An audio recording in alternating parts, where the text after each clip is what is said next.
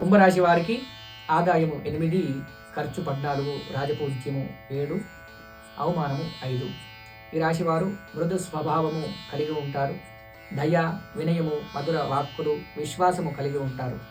సామాన్యముగా ప్రవర్తనను ఎట్టి పరిస్థితుల్లోనూ మార్చుకోలేరు. విజ్ఞానములన్నీ దాటి ఆదర్శమును సాధిస్తారు.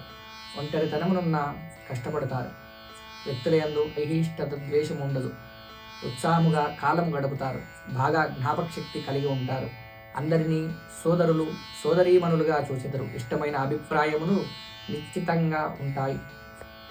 ఈ రాశి వారికి గురువు పంచమ స్థాన సంచారం వల్ల ఇంటి యందు వివాహాది శుభకార్యములు చేయుట, బంధుమిత్రుల కలయిక, చేయు వ్యాపారమునందు మంచి లాభములు, కొత్త వారిచే పరిచయము, శుభవార్తలు వినుట, సంఘమునందు గౌరవము, కీర్తి ప్రతిష్టలు, నూతన వ్యాపారం ప్రారంభించుట, సకాలంలో సందర్భానికి మంచి నిర్ణయాలు తీసుకుందరు. పాత బాకీలు వచ్చుట, విద్యార్థులు ఆశించిన ర్యాంకులు రాకపోవచ్చు. ఉద్యోగం, ప్రమోషన్లు లభించుట, తాత్కాలిక ఉద్యోగస్తులకు పర్మనెంట్ అగుట, నూతన వస్తు వాహన ఆభరణములు కొనుగొనుట, గృహ సంబంధ అలంకరణ వస్తువులు కొనుగోలు చేయుట, విందు వినోదాలు సంతృప్తినిస్తాయి. ప్రభుత్వ పరంగా రావాల్సిన ధనం వస్తుంది. ఇంటి యందు ఇంకొకరి సంపాదన మొదలవుతుంది. పాత సమస్యలు సమసిపోతాయి. మీకంటూ సానుభూతి వర్గాన్ని ఏర్పరచుకుంటారు. డాక్టర్లకు మరియు ఇంజనీర్లకు, లాయర్లకు కొన్ని ఆటంకాలు ఏర్పడును.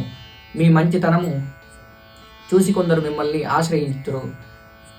ధనధాన్య లాభములు, కుటుంబములతో కలిసి దేవతా పూజలు, తీర్థయాత్రలు చేయుట, మీ గుడ్విల్ పెరుగుతుంది.